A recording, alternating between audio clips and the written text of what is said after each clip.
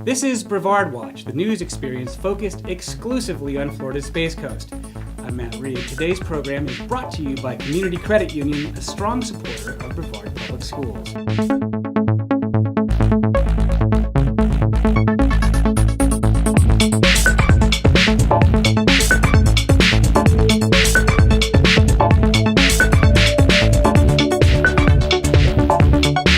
Coming up, why Education Secretary Betsy DeVos ought to visit some schools on the Space Coast, and why Florida Tech in Melbourne ranks near the top of a surprising new measure.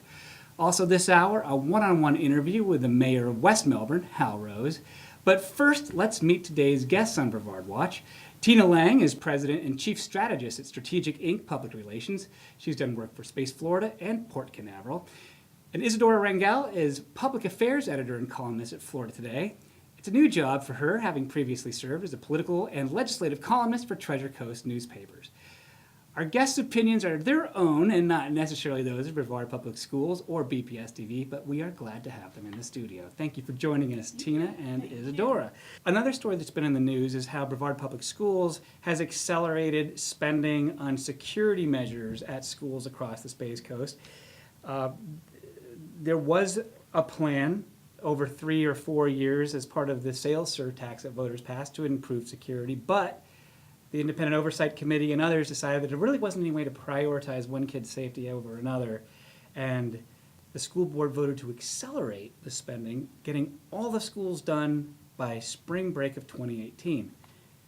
Some people think that's a good idea. Some local conservatives and others think that that was not a good use of money, or they just, why the haters on this? Anybody? Isadora? I don't get the haters. Unfortunately, it's a scary world we live in, and I wish we didn't have to do these security measures. But what if something happens? How will the school district explain itself and say, you know, we could have done something and we didn't? And I don't have kids, but if I had kids, I think I would like the enhanced security. It's a sad thing to think that now we have to pretty much lock kids in and have all these security measures that you would see probably in other facilities. But, you know, I think it's better to be safe than sorry. We've seen so many shootings at schools, and, you know, I think precaution is best. Tina, you're a mom. You've got students in Brevard Public Schools. How does this effort go over with you? I can't imagine a better way to spend those funds. You know, just to have, as a parent, to have additional peace of mind. I know they were talking about having kind of a single entrance area for each school to help with the security there. And, you know, with everything that is going on out there in the world today, and there's been crazies around here too, going to the schools, and they've locked them down in the middle of the day. So I personally think that they can't do it fast enough, and I can't imagine a better way to spend those funds. A little bit different story that I've heard from the kind of the everyday stakeholders, the parents versus people whose primary relationship with the school district is their checkbook. But Sure. That's also a really important relationship, those people that are out there. Public trust is a major issue for the schools and really any government. I mean, what in the process of spending all these millions of dollars of sales surtax, do you think people are judging the school district on? Do you have a sense of that, Isadora? I think people are certainly watching, and I really don't get the argument of, like you said, people whose sole relationship is through their checkbook. I take a more holistic approach, which is, you know, education is not about my kid or her kid or somebody else's kid. When we have good education, it improves the quality of life of the entire community. But yes, just I think Brevard pays a lot of attention to how their tax dollars are spent, and we have a lot of people who think that government should do less and not more. So I would expect a lot of scrutiny from various people. Tina, you've been doing public relations in Brevard County for a number of years. Everywhere you go, you hear people say, this is a red county. This is a conservative county. What does that mean to you from your point of view? I think it goes back to that scrutiny of the dollars and how they're spent. And so, you know, regardless of what side of the fence you're on, I just think it's really important for the community, maybe through the local media, to be as well educated as they can be about where those dollars are going, the different types of things that are up for debate in terms of how to spend those dollars, and just become as active as possible. I don't think it matters what side you're on. A lot of us have very similar interests, especially when it comes to children, for example. I think anybody can understand the importance of that. So public education through the press, I think, is really important on that one. Do you think it's mainly a fiscal thing? I mean, it seems like I haven't encountered in Brevard County just the dislike for government that you hear about sometimes. For me, it seems more like there's a culture here of people who have been civil servants. They've worked for the space industry. They've worked for military or defense contractors, maybe even healthcare. And they just don't like bureaucracy or waste. And they just want to know that if they give you $1, you're going to spend that dollar on what you said you were going to spend it on. Right, I agree. It's been the strangest thing to go out to town hall meetings and say, we spent even more of your sales tax money on even more schools. And they go, yes, that's exactly what we wanted. Let's move on to another topic here. Brevard County Commissioners and some cities, not just to put this on county commissioners, but they were the most high-profile government group to enact a moratorium on the permitting and placement of medical marijuana dispensaries in Brevard County. The legislature, I guess, gave them a narrow range of options. They could either put them everywhere that you might put a CVS or Walgreens, or not do them at all. What do you make of this, Isadora? Yeah, I actually did a column, which you can read at floridatoday.com. I think I understand the moratorium, and just to backtrack a little bit, give a little bit of background, the legislature, through a very contentious legislative session, passed a bill. Like you said, it gives local governments two choices. First, you outright ban all medical marijuana dispensaries, or you allow them in the same zoning category as pharmacies. Okay. Many communities like Brevard don't have a specific zoning for pharmacies. It falls under a general commercial zoning category. So I understand the moratorium. Yes, okay, let's give it pause. Let's take a deep breath, see what we're going to do. My issue, and I explained in my column, is how it happened. Up until last month, the commission was poised to just allow dispensaries under this general zoning category.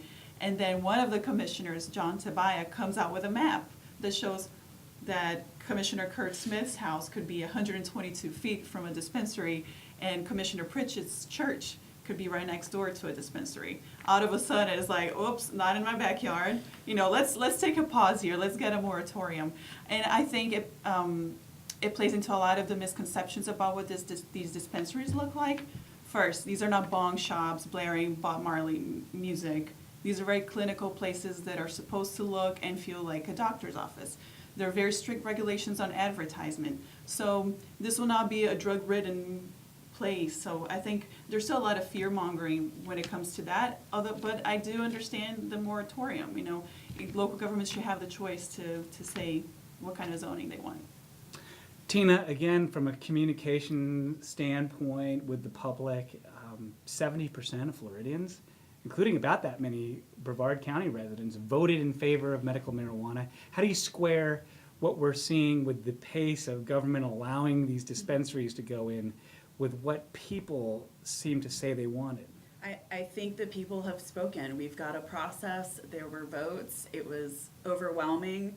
I think just getting back to what's the benefit of having these facilities in our community. There's a benefit there. There's a medical benefit, and there's proven results. So I think we need to get back to that. Of course, people are going to worry. Some folks are going to worry. It's going to cause this in our community. It might make it, might bring down the community in some way. But there are many states that are doing this very well and successfully. And I think it's important that everybody, do their research and understand all of the benefits that come with this and stop worrying about the change. And you have to embrace it. The voters have asked for it. One of the things that you hear in discussions of zoning in particular is that you don't want this to be within 500 feet of a church or a school. Yeah, the state Is law that says a relevant standard in 2017? I would like to hear both your takes on Well, this. actually, the state law says that it can be just like a pharmacy, but not within 500 feet of a private or public school. It doesn't say anything about churches. Listen, I think medical marijuana is a new thing. I think obviously voters have spoken their mind. And I understand the fear, especially in a older community such as Brevard. You know, it's, you know, sometimes progress can be a little slower than we hoped, but I just hope that the fear mongering and the misconceptions don't get in the way of good policy. The other thing is, you're elected to carry the will of voters, although you can have your own ideologies and ideas about certain issues. You're still representing the people in all your own interests. Tina, you are from the Denver area where they've legalized full-blown recreational use of marijuana. Have you been back to Colorado and seen a major difference in how things look or feel? You know, I wasn't there for the beginning. I'm sure that there's some novelty to it at the very beginning when it's introduced into a community, and so you're going to get more proliferation of people going and trying this. But from what I've seen there, it's become kind of normal day-to-day business. I've even spoken with some of those business owners, and business is great for them. And you go into one of these dispensaries, and it's very clean. It does feel very clinical and professional. The people there are very professional. So, you know, again, I think if people did their research and saw how some of these other communities are handling it, maybe they would be less fearful of what was going to happen. And as far as, you know, the zoning piece of it goes, I just personally see it as like a liquor store. You don't want a liquor store next door to a school either. I think there should be some rules and regulations as to how far away it can be from a school, but you know, I really see it right on par with like an ABC Liquors or that type of thing. Yeah, I don't see any problem with maintaining standards that are, I mean, you don't want to, if you really want to get people upset and make them against something, violate or try to tear down the norms that they already have. You know, introducing something new is hard enough. Making them give up something that they hold dear is very, very difficult. All right, when we come back, Education Secretary Betsy DeVos is visiting schools in Florida, but not the kind that our kids are most likely to attend. We have space news coming out of Cocoa. And the Florida Today building in Suntree is for sale. What do our guests think ought to go in there someday? I'm going to put them on the spot right after this. Take the BPS-CCU high school mascot debit card anywhere, anyplace. Show your school spirit every time you use your card. Get your favorite BPS-CCU high school mascot debit card today by visiting any CCU branch. Learn more at ccuflorida.org/spirit. Annie, thanks for joining us here in the studio. You recently hosted a town hall meeting at Bayside High School. About 100 people showed up from different walks of life. What were a couple of your takeaways from that? Well, the first thing is that I was really happy to see the cross-section of the community there, including community leaders and some faith-based leaders. I was very impressed to have Representative Randy Fine there. First time I think we've ever had a state representative show up. Plus we had City Council from Palm Bay and West Melbourne and the faith-based leaders.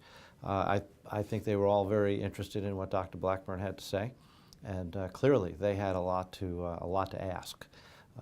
Wide range of different questions, and Dr. Blackburn did a great job answering the questions. As a school board member, listening to some of those questions, what were some of the issues that came up that made you think, okay, these are the things that we're going to need to prepare for and work on in the coming months? Well, there was some issues brought up about you know, basically social, emotional, about children who where parents needed some assistance getting through the kids.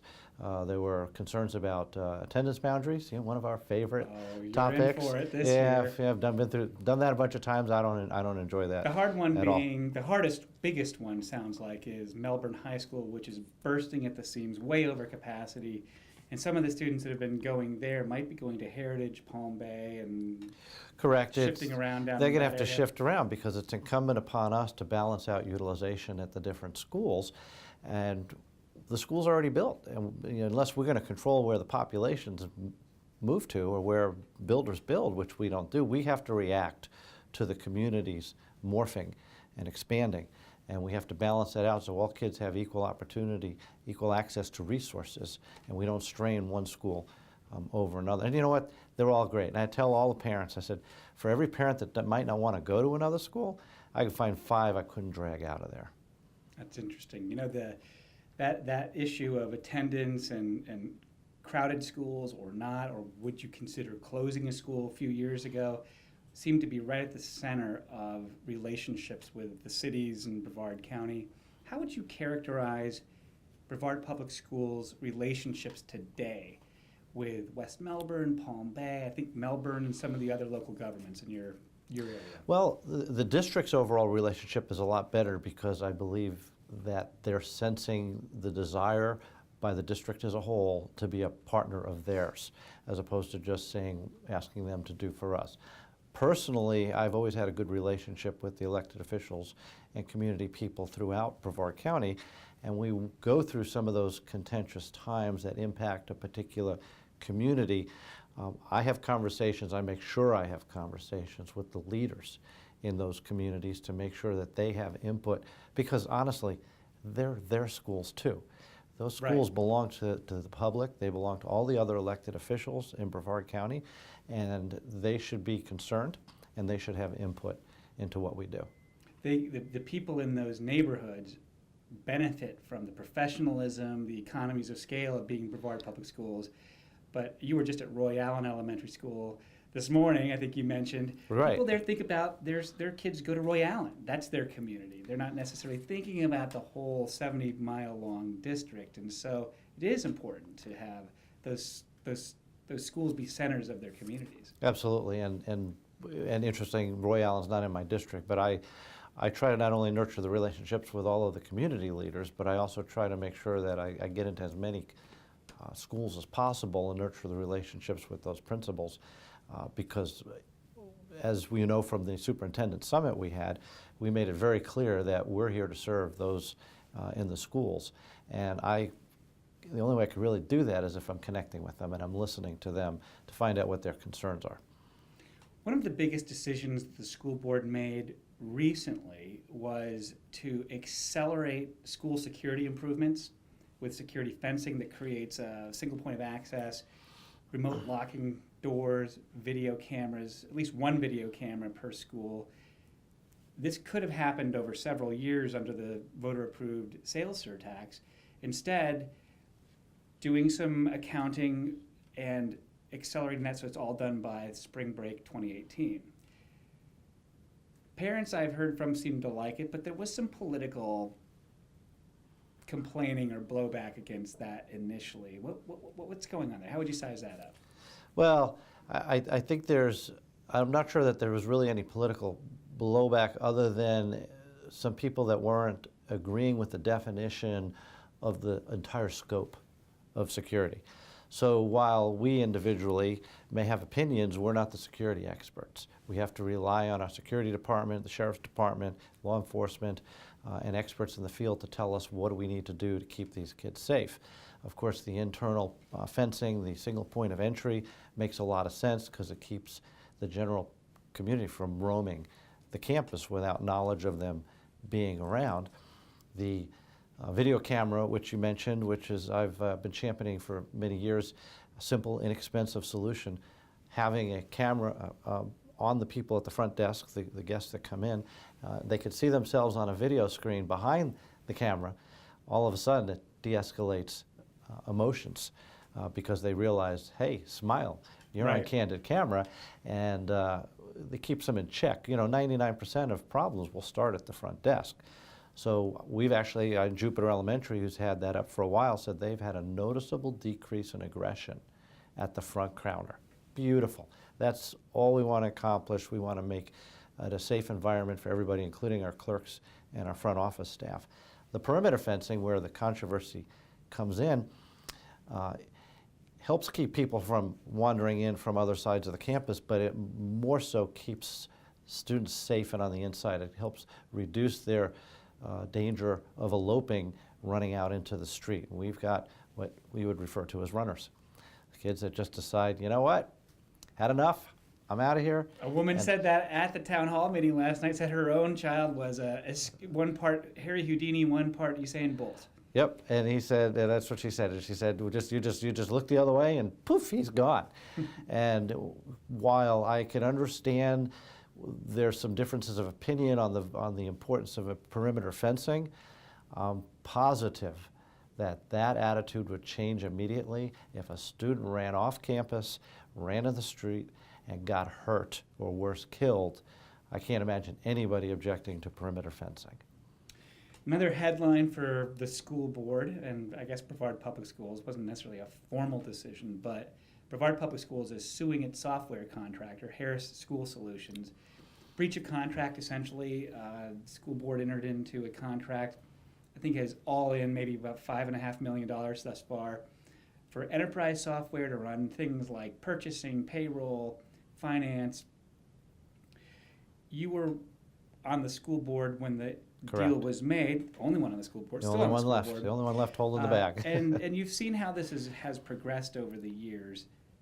How has your outlook on this changed? Well, the outlook, well, I've went through many phases of outlook along the way. Of course, up front, I was against it. I thought it was bad timing. I thought it was expensive. Turns out, actually, it's for ERP software. It was inexpensive. I was led to believe it was ready to go. I was excited because when I got on the board in 2008 and I said, green screen software? I mean, I was using this when I graduated FIT in 1983 and went to work for Harris. And you're using it today in 2008? It's like playing Pong. It is. I was beeps really like shocked. So I was reluctant, but I was convinced, hey, if we don't do it, it's going to be more expensive. We need to do it now because we need to implement it before the beginning of the fiscal school year. And then things just weren't progressing. Then all of a sudden, it looked like everything was going to fall apart, and Harris Software Corporation came in, and I was like, well, yeah, this is no small rinky-dink little company. These people know what they're doing, and I can't imagine that they bought a piece of software that didn't have promise.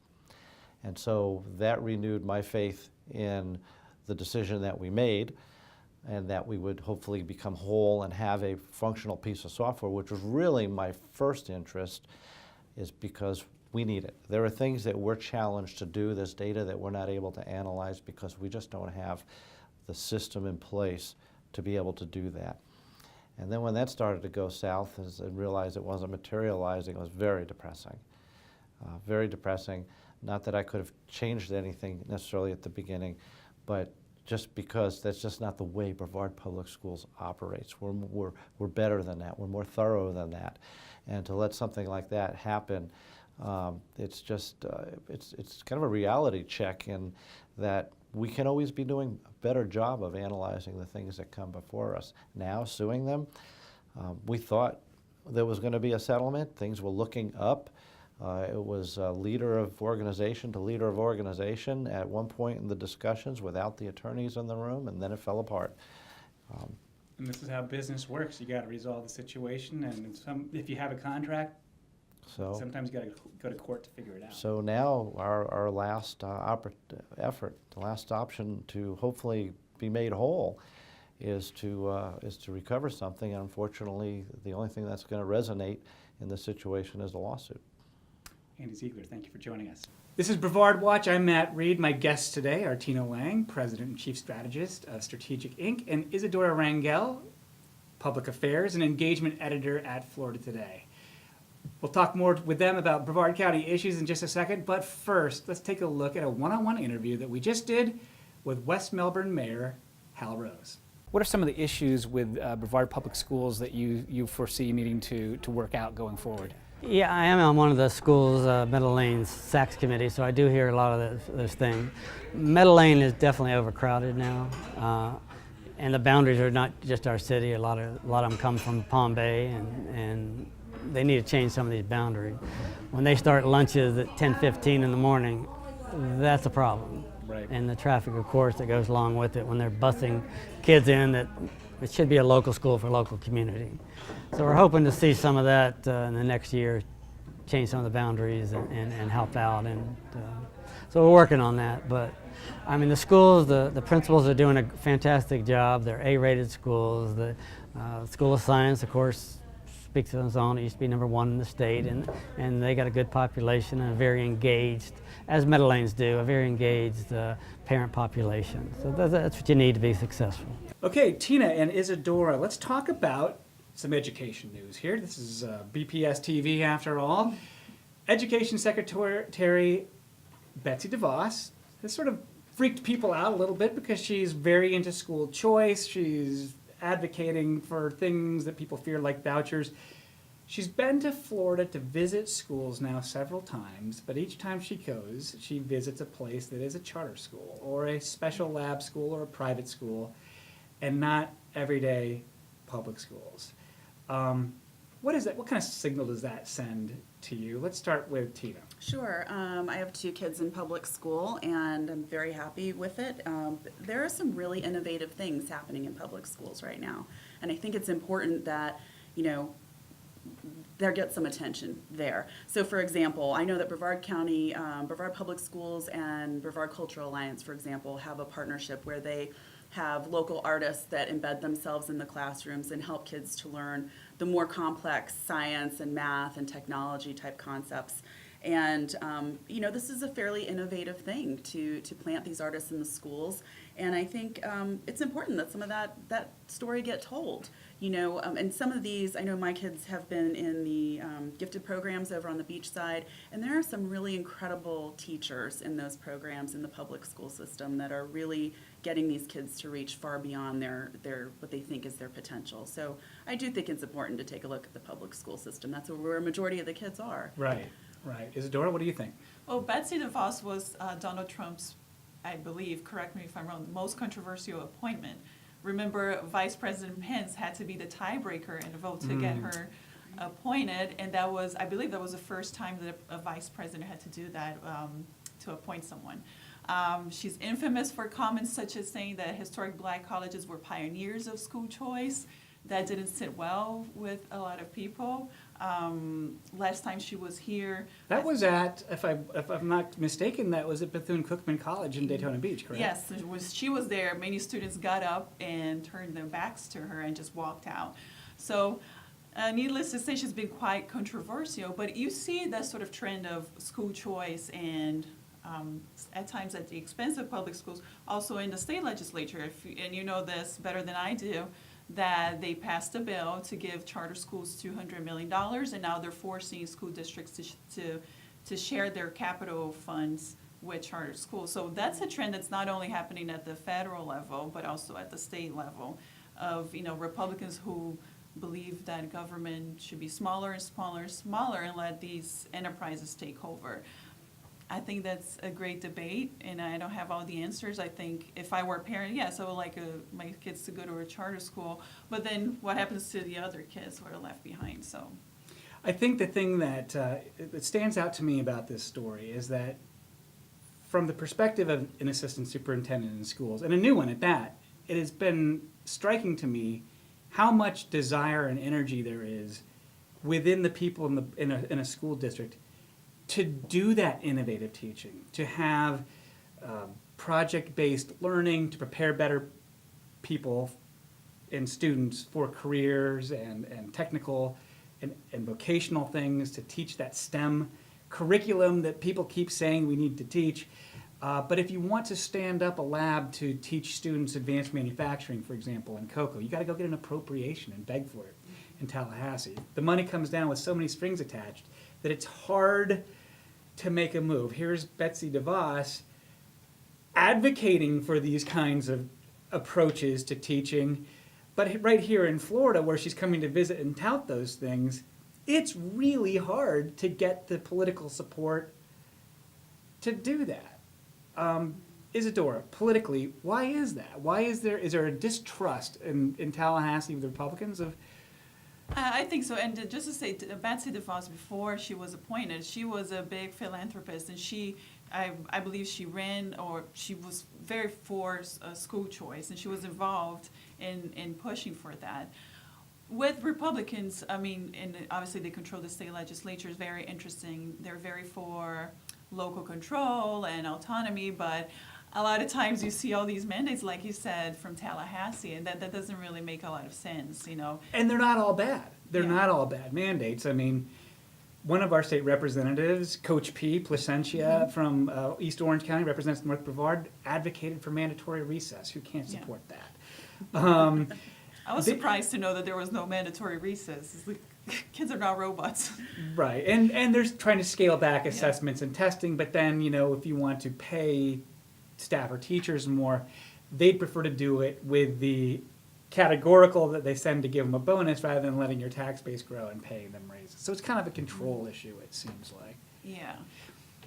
Tina, I'm thinking of inviting Betsy DeVos to Brevard County and having her, taking on a little tour, showing her around. Sure. If we could have Betsy in town here, any ideas on what we ought to do with her, what we should show her, kinds of people we ought to introduce her to? You know, I think we need to take her into some of the schools in the different areas of the county, show her all of the unique things that are happening in kind of those, not only the STEM, themed classes, but also the side work that's being done and the gifted classes and, extracurriculars, because there really is a lot of creativity and innovation going on. And for her to get in there and see that and talk to the kids and the parents and be part of it, I think would make a big impact on her. One thing that I've noticed about Brevard County is that, like a lot of school districts, there are a tremendous amount of resources put into making sure that students don't fall behind from poverty, to make sure that they are proficient at reading and math. And then we also have, at the other end, our top 10% can go head-to-head with the top 10% in Shanghai, Singapore, Finland, anywhere in the world. They are that smart. It's that enormous population of people in the middle, the other 65%, that we just haven't done anything transformative with yet. And it seems like that's where Florida ought to be putting its effort a little bit. I think that maybe from the beginning, teaching students how to work, not just lining up in rows of desks and learn, but also how to mash up subject matter and do projects and that sort of thing. Seems like it might be a pretty good idea. Yeah. Let's move on to another subject. Now, our viewers might not know this about all of us, but at one point or another, we are all, at least, Isadora, you are a current Florida Today Yes. employee. I am a former Florida Today. In fact, you replaced me at Yes. Florida Today. Tina, you were in the communications and marketing department at Florida Today before striking out on your own. The Florida Today building, which I have to say is awesome, is for sale. What can you do with that place? It's in Suntree. It seems like a good location. Tina, what would you like to see put there? You know what? I would love to see a small business incubator put in there. I think it's a really unique facility. There's warehouse space. There's the space where the press used to be, the pre-press and all that. And there's so much square footage in there and this kind of open concept plan that I think it would be great for a small business incubator. Isadora? I like that idea. I want to see a Whole Foods. I'm sorry. Or a Trader Joe's. That would be good. So I'll if take you're that too. watching, please come to Melbourne. I am Vermont. down with a Trader Joe's there. I hadn't thought of that, but that's a good idea. But here's the issue. It's an old building, and I don't know when it was built, but you have it's a mixed-use building. So you have the news press on one side, and you have offices and cubicles where we do our work every day. The issue is that's a little outdated, and I think that they're going to have an issue with that because it's a huge building, and as we know, companies are shrinking, fewer employees. I think whoever buys that building is going to have to do a lot of retrofitting. I really hope they do buy it because I work for the company, and apparently we'll get a really nice new office. I think the location will be in Vieira. Well, so much has changed in the media world Yeah. that you just don't need that kind of industrial space or that many people to do And the in do the any work. industry, I wonder who needs a building that size. He is in Brevard County. I'm trying to stay optimistic. I'm not saying that they're not going to sell the building or anything, but I think it's going to be a challenge. The Miami Herald sold its building to a casino company that planned to build this. I don't know where that stands. I don't think that's going to come to fruition, at least anytime soon. But you see that trend. Our partners in Vero Beach at the Press Journal have done the same. They sold their building, which was also along US 1, and bought a smaller one in the downtown area. So it's kind of sad to see how much smaller we've become, but it's the reality. Well, I love both those ideas. I like the incubator idea, and I always love a Trader Joe's. You can't have too many of those. Especially it's on the way home for me now. I can get some Sumatra coffee and maybe some $3 chuck if it's Yes. Friday night. But and listen, I don't have any control over this. I just have to say this, even as an assistant superintendent. I think if you were going to have a high school or some place that taught industry and that kind of collaborative, project-based teaching, you could put that in Florida today. You have a combination of wide open space where people could learn, do classroom type work, and you have that mega industrial space where you could teach people machining, you could teach people AC repair, that kind of thing. There's even an auto shop out on the back side of that place didn't know with that. lifts where they repair Yes. the buildings. And as an incentive for somebody to be the principal of that school, I would urge them to restore some of the fantastic features that Al Newharth had installed in there, including the J.R. Ewing wet bar that had the automatic doors that opened up in the Yes. publisher's office. There was I've a heard about that. there was a billiards room. There were koi ponds, and I think there was even a racquetball court. In, Yes. We have a Yes. ping pong table. I think that's all that's left. That is luxury in today's media world. Yes, nobody actually plays. We're so busy writing the news that we don't have time to play. So, All right, this Just for this our readers to know. honey, stop the car. This property is a hot one. Somebody better buy this one pretty soon. Okay, let's talk about space. Nobody's asking you to do the physics calculations behind this, but there were a couple of cool new headlines that show how deep down into the economy space is getting now. You have COCO changing some of its zoning to allow, I believe, rocket crafters to do engine testing, which is a big deal for Brevard County.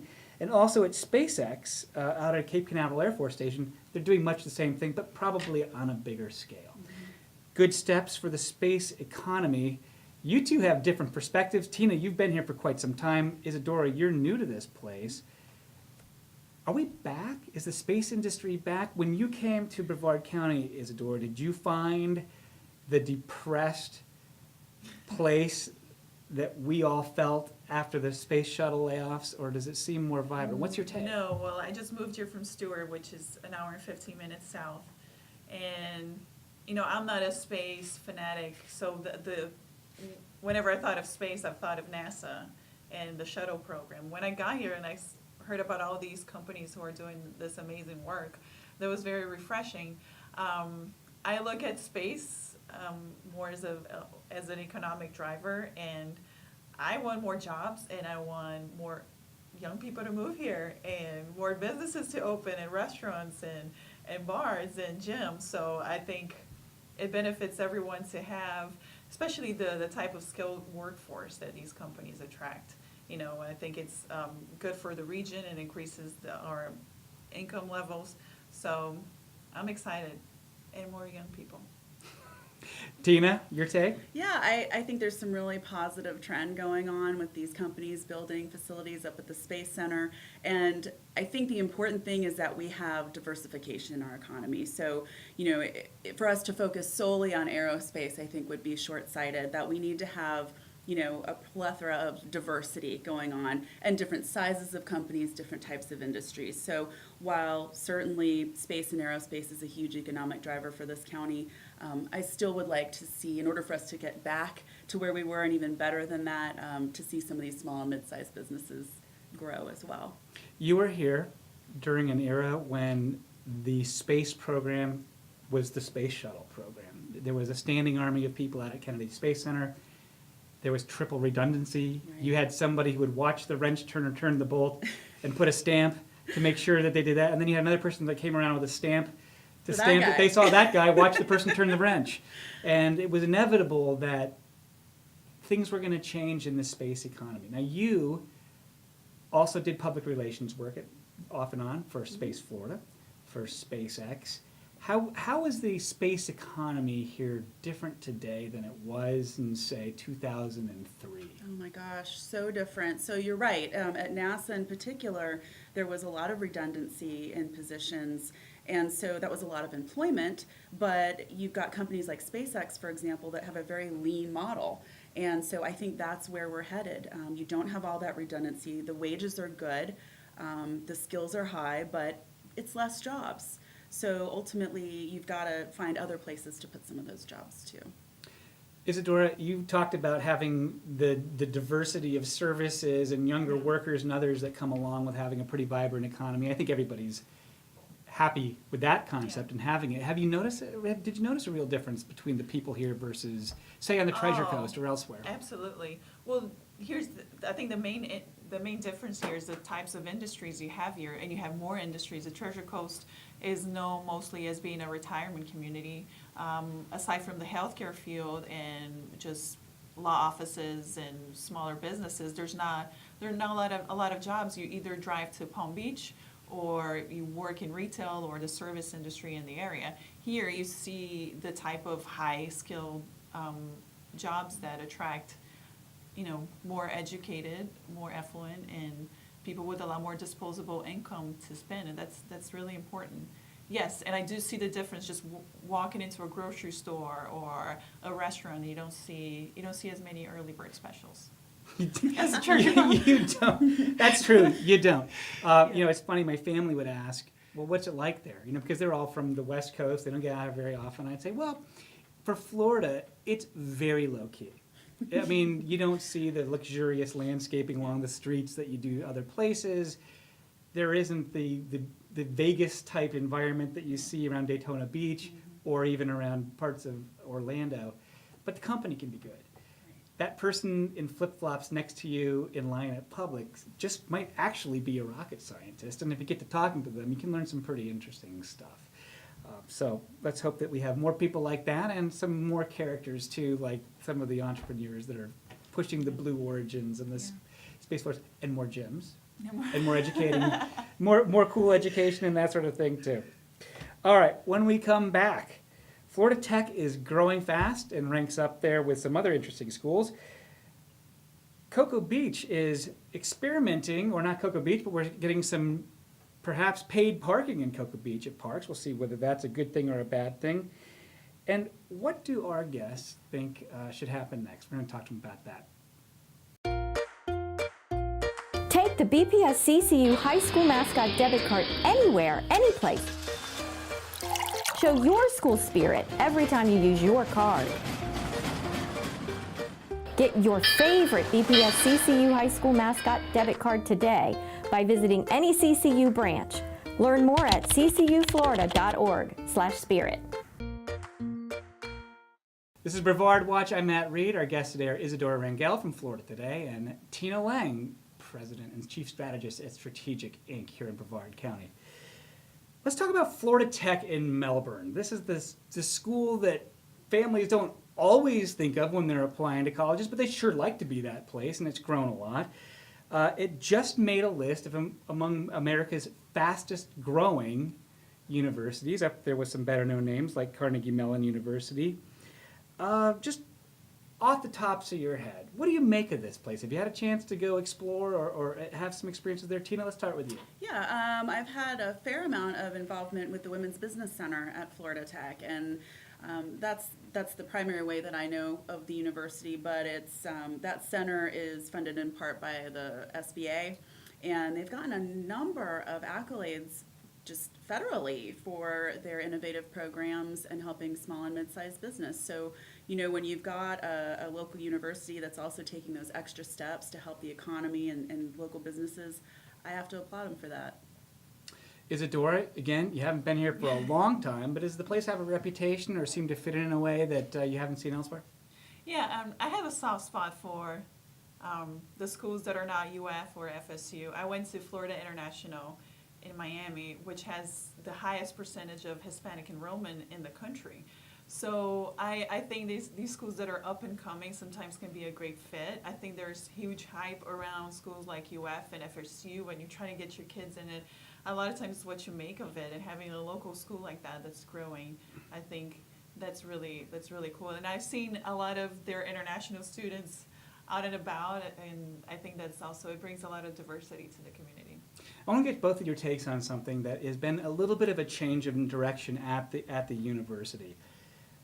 The previous president, Anthony Catanese, was known and will tell you himself, he is a builder and a grower of campuses. He added sports, he added programs, he increased the percentage of women that go to this school, expanded online learning programs and professional programs for business, psychology, those sorts of things. There was a little bit of an economic shock that happened that set back the university. At about the same time, the new president, T. Dwayne McKay, came in, and has decided to focus and concentrate more resources around what he calls the 5 pillars of excellence or centers of excellence. And for Florida Tech, it is 1, hardware and software cybersecurity, 2, aerospace and space systems, 3, autism treatment and research. They have the Scott Center for Autism Research, really a world leader there.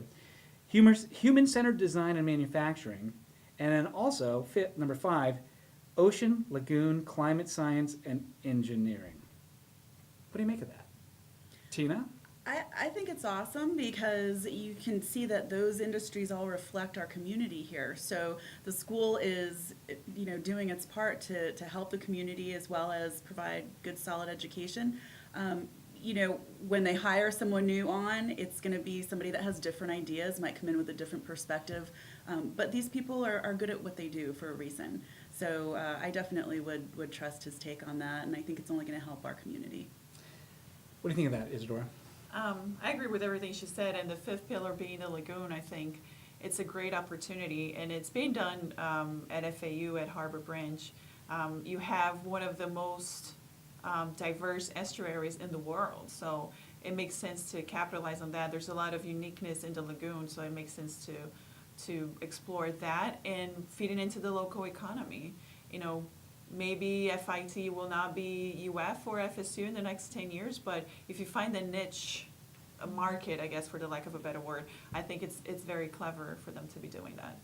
Not trying to be all things for everyone. Right, and I think that the purpose of doing this is to really be world class at some things, and that a lot of other things follow from that. But in the meantime, what's missing from this list, right?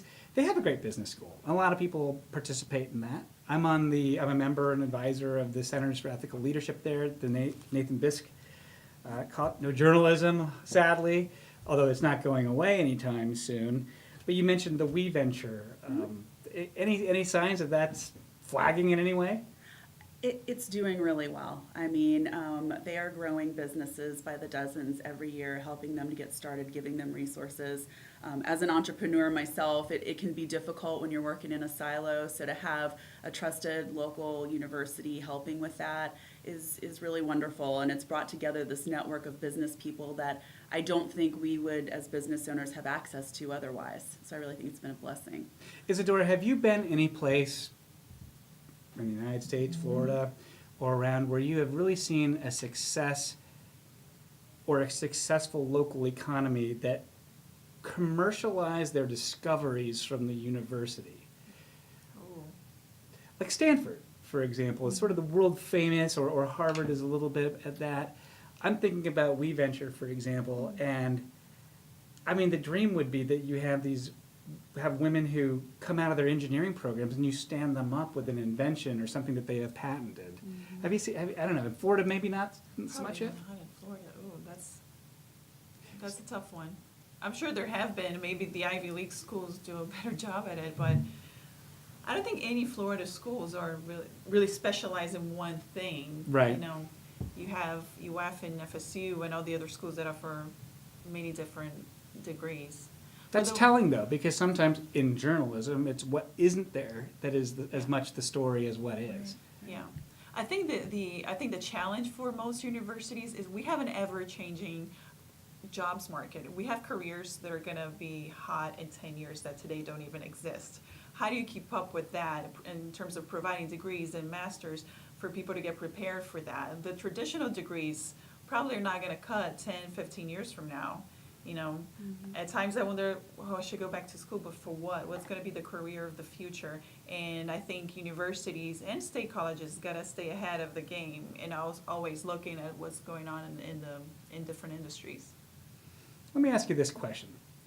Right now, all the talk and news stories that you read is about more vocational training in schools. And I think that's wonderful. I mean, we absolutely want to do that more in Brevard Public Schools. But part of that narrative has been that college itself just isn't worth it anymore, that a bachelor's degree, it shouldn't be something that every family should be aspiring to. Is college getting a bad rap right now? Is a bachelor's degree overrated or maybe a little bit underrated right now? You got a gut feel for that, Tina? I I don't think you can survive without a degree now. And I think that the prices have gotten way out of hand, and we need to make education more affordable for everyone. But no, I can't imagine, especially in this high-tech economy, not having that type of experience and educational background. I don't know how you would succeed. What do you think, Isadora? Well, I grew up like knowing I was going to go to college, so I never thought about it until I was watching Marco Rubio during the presidential campaign talk about that and the lack of vocational training and the sort of hype around getting a bachelor's degree. And I think I see two different trends. One is a bachelor's degree is not enough. You got to get a master's, a PhD. And then you have this other trend, which is these trade jobs are still there and they still need people. When I found out how much an underwater welder makes, I was like, why did I go to journalism school? I could be making 6 figures. And I don't think everyone is cut out for college, and I think it's okay. And I think a lot of kids go into college because it's the right thing to do, and then they go, yeah, I'm not really good at passing exams, or I'm not very good at English 101. And maybe there are other careers. And I've heard from several business leaders that there is a lack of skilled workforce to work in manufacturing in all these new companies. So my advice to parents is keep an open mind. Yeah, I think it's interesting that most of the people that I hear say not everybody should go to college are people that went to college. And when you go and you talk to the person at 7-Eleven at 6:30 in the morning who's buying their Monster Energy drink and their cigarettes and their lottery ticket on the way to work, and you ask them what they want for their kids, they want them to go to college. You know, they for many of us growing up, especially if your family was from Michigan like mine or Ohio or someplace, you know, only being able to work with your hands and not having that, some of those gatekeeper pieces of paper, so to speak, even if it was an associate's degree, that was a one-way ticket to the unemployment line. You want to be the person who designs the robot, or maybe builds the robot, not the person whose job gets taken by the robot. So, but getting vocational training doesn't mean you have no education. You still got to get true. You still got to get trained. I mean, I think there were a lot more union jobs in the past that paid really well and had the great benefits. I think, especially in Florida, there are fewer of those. So if you can get into one of those jobs, just stay there. But I think it's not just getting a bachelor's degree, I think. And listen, I'm a millennial here, and I know everything that's wrong about my generation, one of them being like, oh, I just want to fulfill my dream. I want to get that history degree, because it's so fascinating. What I tell myself and my friends is like, be practical. If you're going to get a bachelor's degree, think of the career plan you want to follow. True. And a lot of times I wish I had done that, just go into college, not just, oh, I just want to live my dream, and just really think, okay, I'm spending $60,000 in this degree. When am I going to see that money again? Be a little more practical, kids. Dreams are great. Yeah. But it should be a little less dreamy and a little bit more like what you sort of experienced already in an internship. Yeah. And you kind of want to get paid for it now. Yeah, and Yes. listen, my parents told me, do what you love. And Yeah. they never said, okay, but you got to still make money and pay bills. So I'm not blaming it on my parents because they were great. But you got to be a little practical. And I don't think there's anything wrong with vocational degrees. I know a kid who works, he's a contractor for FP&L, he's a lineman basically, making great money, and he really enjoys it. So keep an open mind. Welding is my backup plan. Awesome. Just in case. You never know. I want a little trailer with welding stuff. It's very dangerous. I want to be able to, and brazing, do a little brazing, help people. I want to specialize in helping assemble microbreweries, all that piping Nice. and things like That that. sounds really cool. Maybe on the side we'll do a little. I'm in. Tina, any thoughts on that? On the, what kind of world and education that you want your own kids to have? I'm one of those people who, I went to college, I got my 4-year degree, I firmly believe in it, and so, I didn't get a choice. I was just told, you're going to college. There was no discussion about it. I think I'm raising my kids kind of the same way, and doing some prepaid college, now, so hopefully it won't be a huge cost. But, I want my kids to follow their dreams, and as long as those dreams can help them support their lives and their families, then I'm all for it, whether it be, a 4-year college, vocational, whatever it is. All right, quick survey of the table here. Tina, majors? Communications. Journalism. I was history, and then had to go get. I was actually going to go to law school, but then. Oh, I'm so sorry I called you out. And then I went to graduate school and worked as a night custodian to put myself through journalism school. So anything is a dream compared to working as a night custodian. Not that we don't need those, by the That's way. We have right. lots of those at BPS. So let's move on to a topic that is in the news all the time, and that is the topic of fake news. What that means has changed, and you hear about it all the time. It's kind of concerning to me that there are people who've just decided that everything's fake news and they're going to check out of certain sources. But what does that mean to you when you hear not only what does fake news mean, but what does it mean to you when you hear somebody say that? Isadora? I don't know what that actually means. I think everyone has their own interpretation. Well, you do have actual fake news, which especially during the elections, and it's been happening throughout the world. In Ukraine, during their presidential elections as well, you had these fake websites spreading news about They're certain clickbait. candidates. They get Yeah. paid for the ads if they Right. put out some sort of viral. And that is actual fake. But then you have this other side, which has been pushed by our president as well, that everything that the mainstream media reports is considered fake. But at the same time, you see the New York Times, the Washington Post, they're still getting a lot of audience, and they're the main targets of this whole fake news conspiracy, for the lack of a better word. So it's funny, people say they don't trust us, they still come to us for information, hopefully. But I think it's become sort of a public relations crisis for us, where we constantly have to explain what we do and explain that we did not go into this profession with a particular agenda. We went into it because we're dreamers, and we want to tell the stories of people and the news, and you're constantly having to explain yourself. But it keeps it more challenging. It's just like with any other industry. Tina, Florida Today has and the rest of the news media have a public relations crisis. You're a public relations professional. You are chief strategist at Strategic Inc. here in Brevard County. What any thoughts on what could make things better? Are we seeing this kind of stuff and hearing it at the local level too? I think so, and I think the key is transparency. Our goal as PR people when we work for a corporation is to try to get them to be as transparent as possible so that the news that you guys report is more accurate and factual.